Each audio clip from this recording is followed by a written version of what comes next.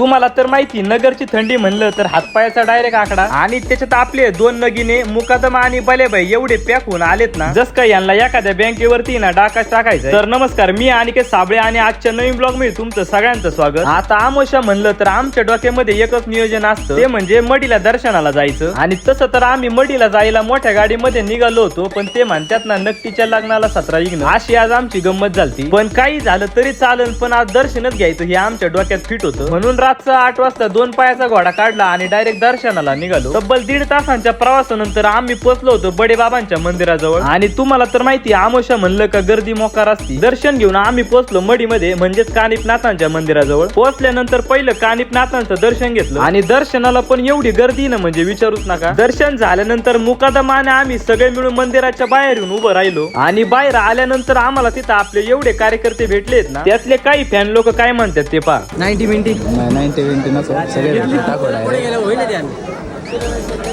आता रात्रीचं 12 वाजता माझ्यापेक्षा आमच्या कार्यकर्त्यांना चहाच्या 90चं ध्यान व्हायला लागले. आपल्या ह्याच उभ्या आयुष्यामध्ये आपण एवढं कमावलं तरी लय झालं. आणि त्यात ह्या कार्यकर्त्यांना आम्हाला लय दिवसापासून भेटायची इच्छा होती. पण योगायोग पण एवढा भारी आहे, आम्ही पण मडीला दर्शनाला आलो आणि हे पण सेम टायमिंगला दर्शनाला आले. या सगळ्या भावांना भेटून आणि त्यांनी आम्हाला काही शब्द ऐकून आम्हाला एवढं भारी वाटलं. आणि भेटल्यानंतर आम्ही त्यांना सांगितलं आम्ही पण काही एवढे मोठे नाहीये, सर्वांसारखे आम्ही पण सर्वसामान्यच आहे. चर्चा झाल्यानंतर कानिफनाथांच्या मूर्तीसमोर दर्शन घ्यायला गेलो. दर्शन झाल्यानंतर सगळ्या कार्यकर्त्यांना घेऊन चहाची 90 घेण्यासाठी डायरेक्ट हॉटेल गाठलं. आणि त्यात आमच्या काही कार्यकर्त्यांचे नखरे पण असे पुरींपेक्षा डेंजर यांचे नखरे, कारण हे घराबाहेर पडले का लगेच हातात मोजे, डोक्याला मफलर बिफलर लावून हिंडतात. आता नगरची थंडी म्हणलं तर इथं भल्या भाल्यांचा आकडा होतो. तर ज्यांना कोणाला नगरची थंडी माहित असेल त्यांनी कमेंट नक्की करा. चहाची 90 घेत असताना मुकादमाला डोक्यात काय आठवलं काय माहित, मुकादम काय म्हणतोय ते पहा.